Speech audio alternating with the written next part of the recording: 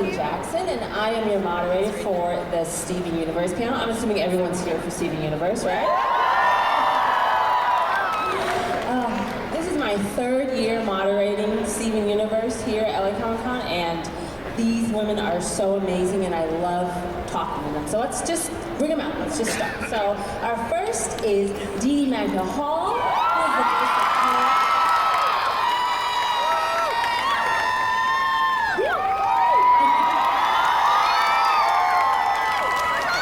We have Michaela Dietz, who is the voice of Amethyst.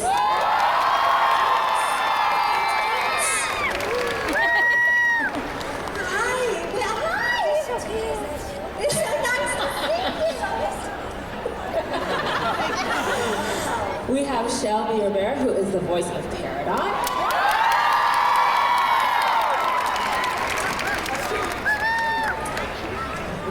We have Jennifer Pass, who is the voice of Lapis Lazuli.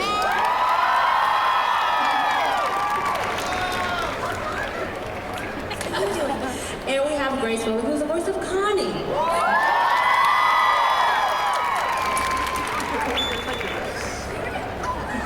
Do it for you, girl.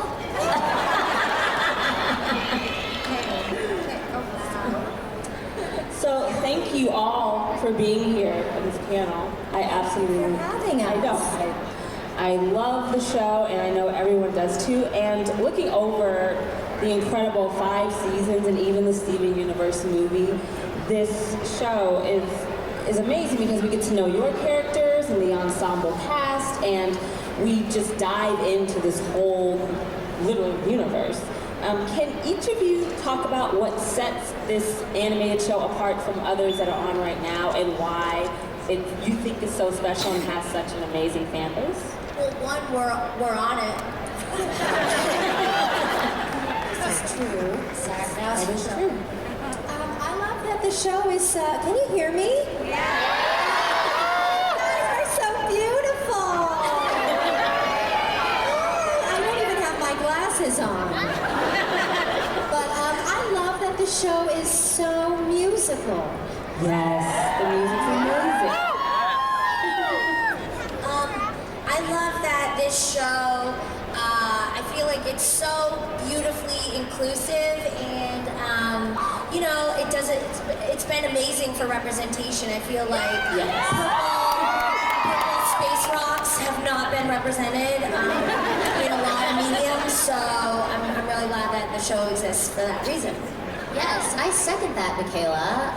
The representation and the inclusion. What other cartoon has ube cakes for Filipinos out here, right?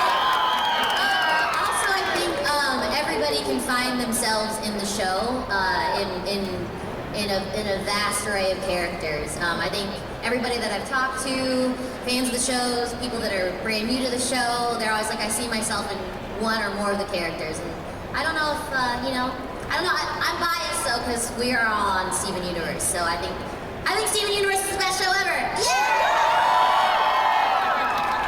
Yes, I second, fourth, fifth that. And I just also love how these themes just kind of like sneak up on you. Like something just so seemingly like, oh, this is just kind of throwaway stuff, but everything is so meaningful, and there's like so much like deep meaning in everything. And the character payoff with everyone's story, you just think something is just kind of a throwaway thing, but then there's like so much great payoff. So, and I love how that really just sneaks up on you, and you're like, wow, this is deep. Right? Yes, definitely. Piggybacking off of what everyone has said so far, I mean, there's just so much love that is put into the show, and I feel like it's hard to not see that when you're watching it, because everyone who works on the show loves what they're doing, and it really shines through when you're watching the show. I also feel like there aren't many shows that can show something as terrifying as cat fingers, but then also as like heartwarming as you know, Steven protecting Connie with his shield. So I feel like that it's just a wide range of emotion that Rebecca Sugar and the Pooniverse and are able to bring to us. So, yeah.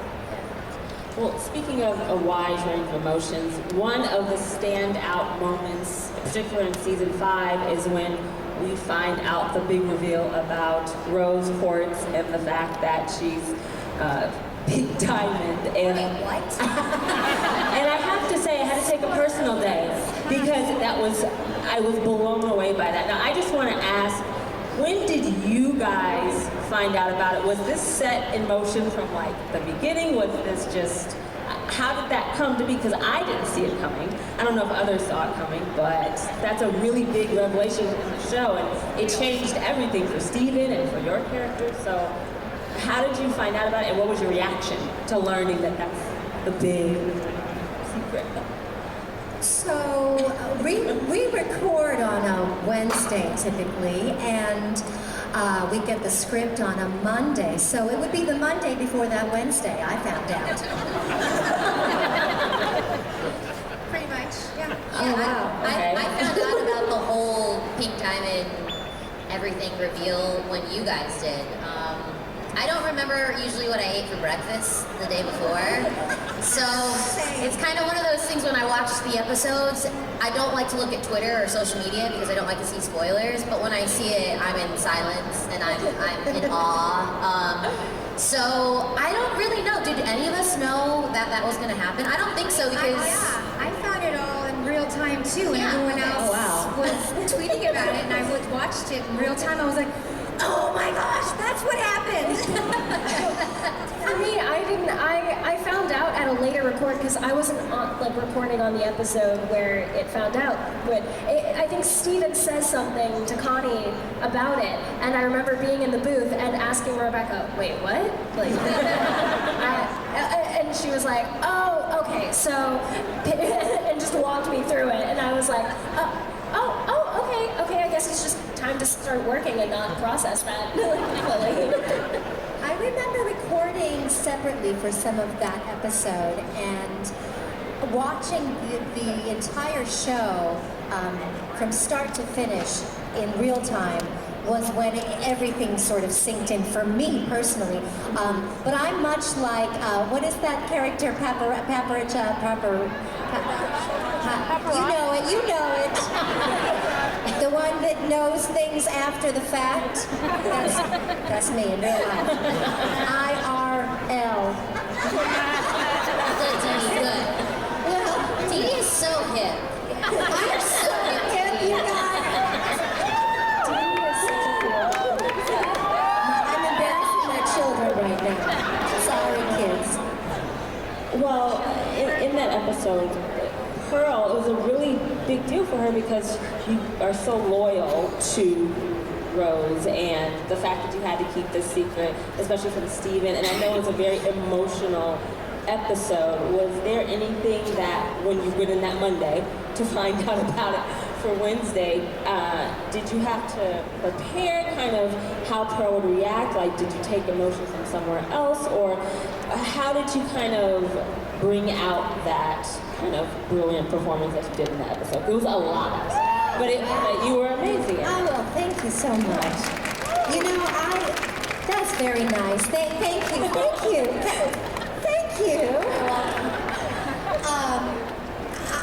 You know, what was the question again? Did I have... Deedee, basically, how are you so amazing? Yeah. So, listen, Linda. You know, I really can't take any credit. I mean, it's all Rebecca and the Cruniverse. I mean, they write such wonderful words and beautiful music and draw beautiful, backgrounds and characters, and they have so much backstory.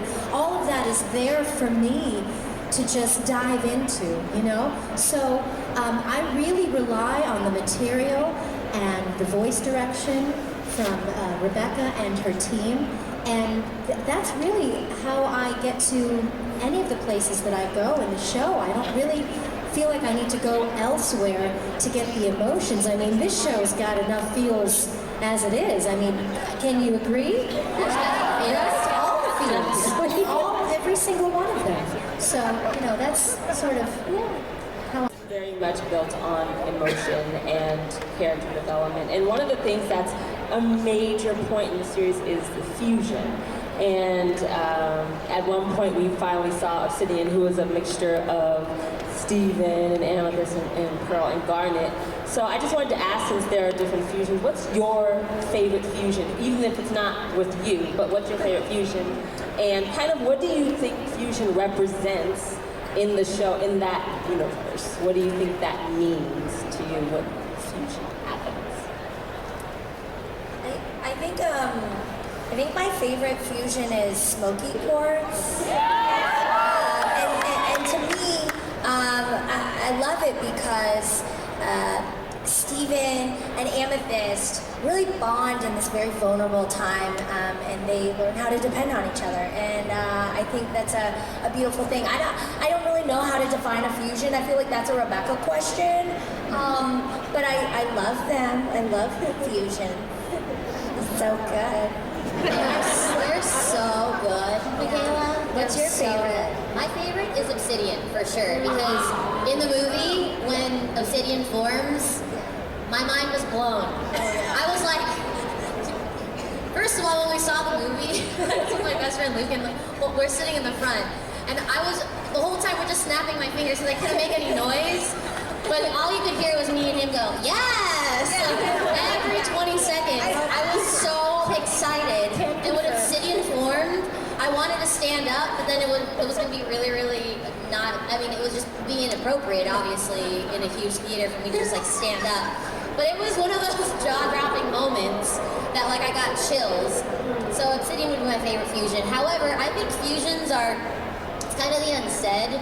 You know, like when you feel energetically with someone or something, and you know you guys are on the same page, or maybe you knew each other in like a separate life, and you come together and it's like your mind is blown. You either like you really know somebody, or you feel like really attached to something. Like my dog, I feel like if my dog and I fused, I don't know what the word would be. Charby? Charby? Yes, Charby. Charby. But I feel like that's what a fusion is. You take two energies and you bring them together and you're stronger together. I don't know, that's my opinion. I'd love to. Thanks, you have fun. I can't wait to see you and your dog fuse. Hashtag Charby. Sharpie. Yes. I think my favorite was Stag.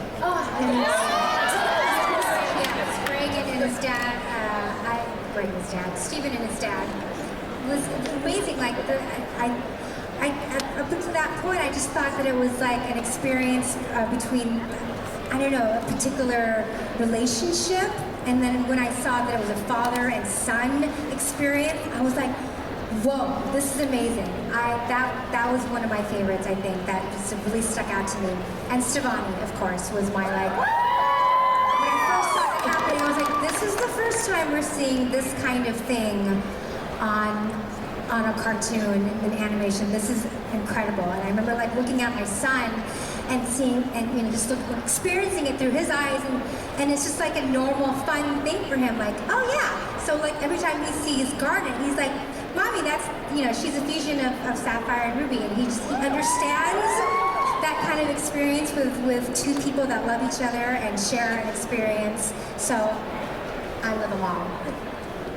Yeah, I also love Stag. That was an awesome moment for me. But I think one of the things that stood out to me is, we know that Greg wanted to be able to fuse with Rose Quartz. And so to be able to see him have that with their son is really cool.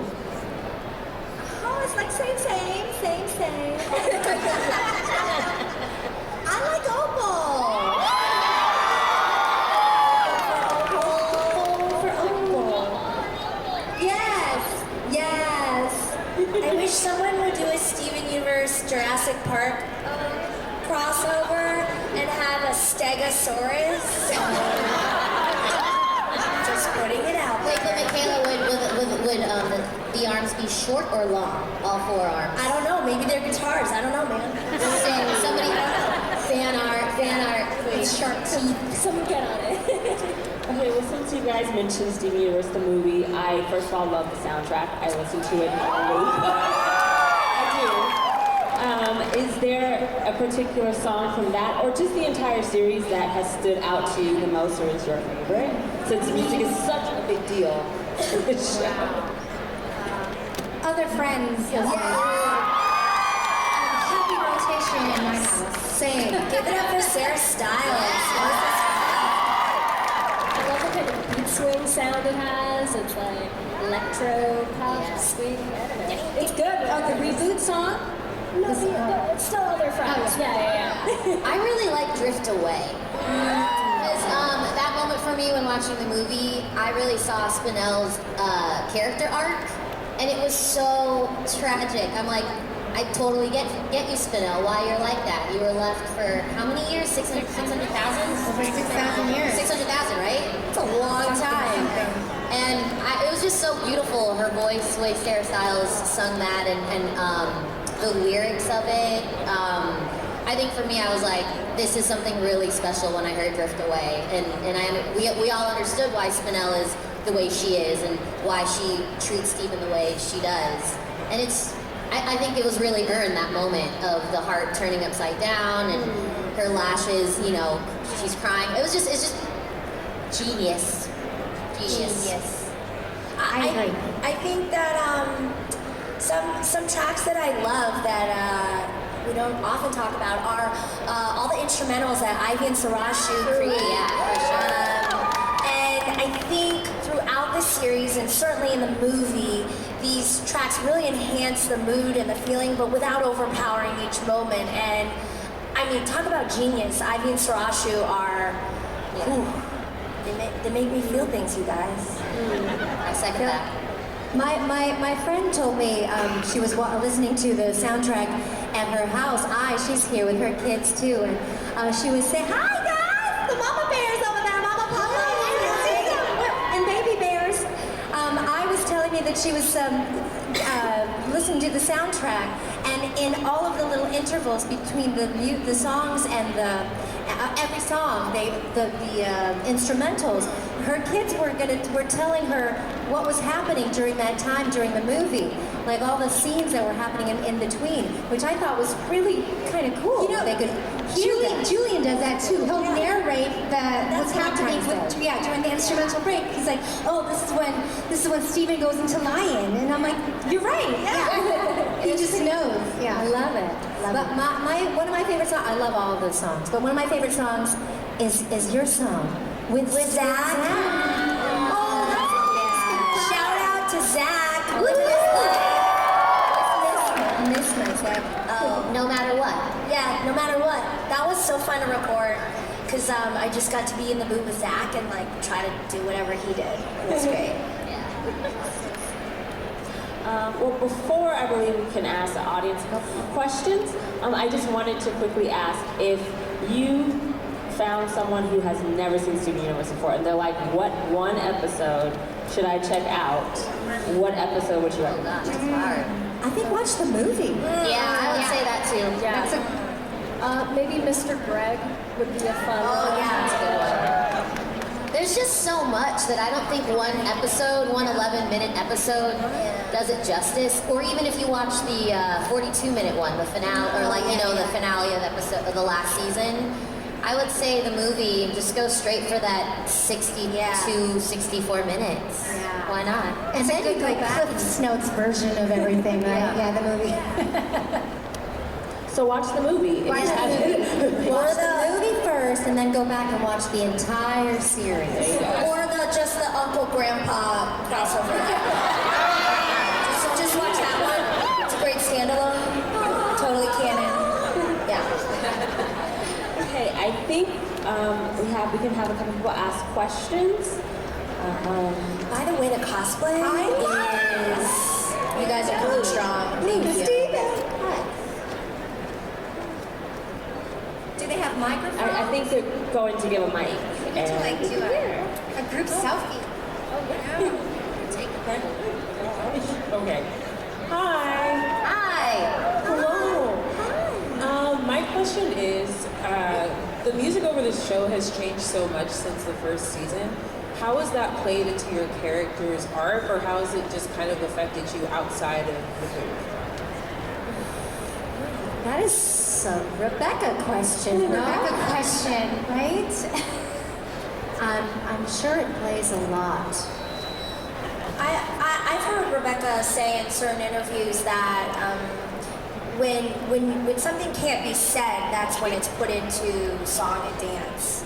And so there are these really great kind of indescribable feelings or things happening between two people or maybe within oneself, and she's trying to do that through the music. I think once I heard that quote from her, I realized I tried to kind of dig deeper in the lyrics and levels of every song and just see what it was that they were trying so hard to say, especially like with your song, Mr. Craig.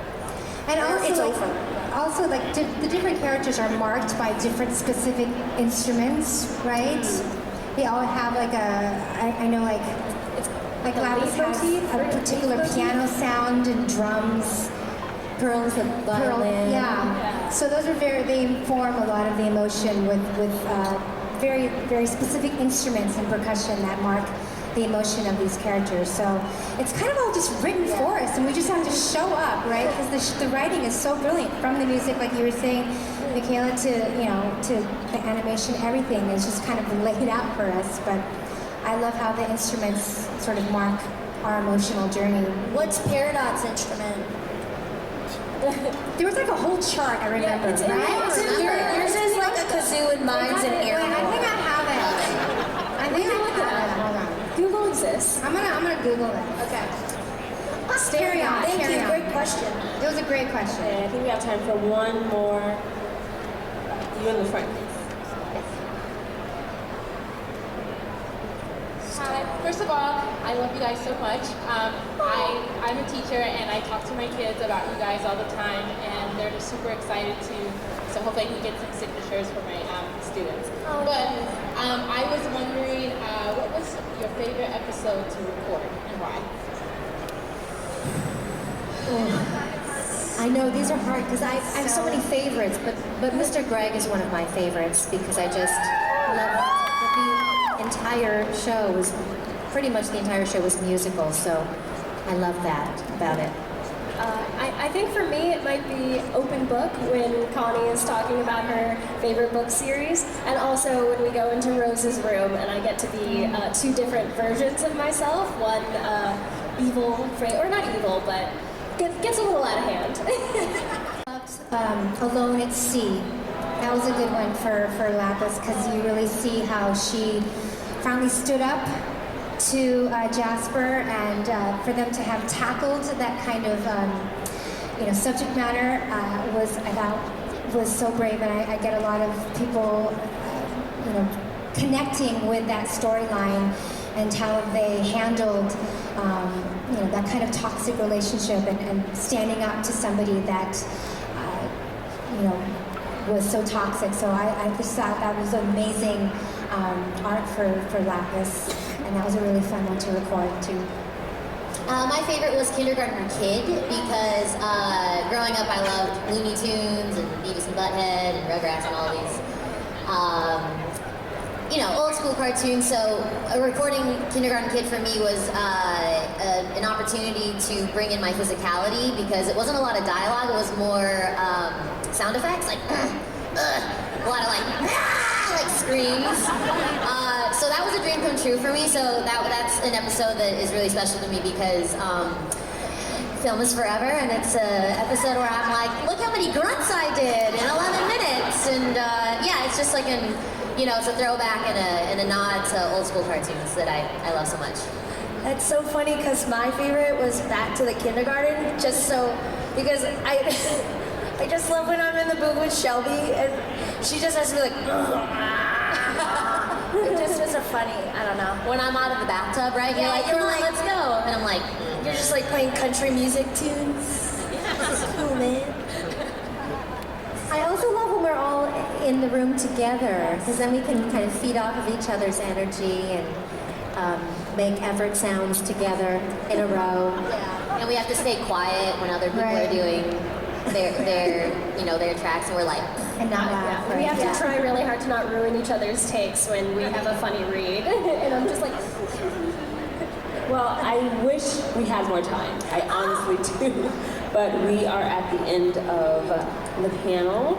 And I wanted to thank all of you for coming up and talking to us about the show. It's amazing, and we can't wait for what's next. So I just wanted to say thank you. You guys Thanks are for coming. Thank you. Thank you so much for having us. Thank you, London, for having us. Thank you. Thank you, London. Enjoy the movie if you haven't watched it.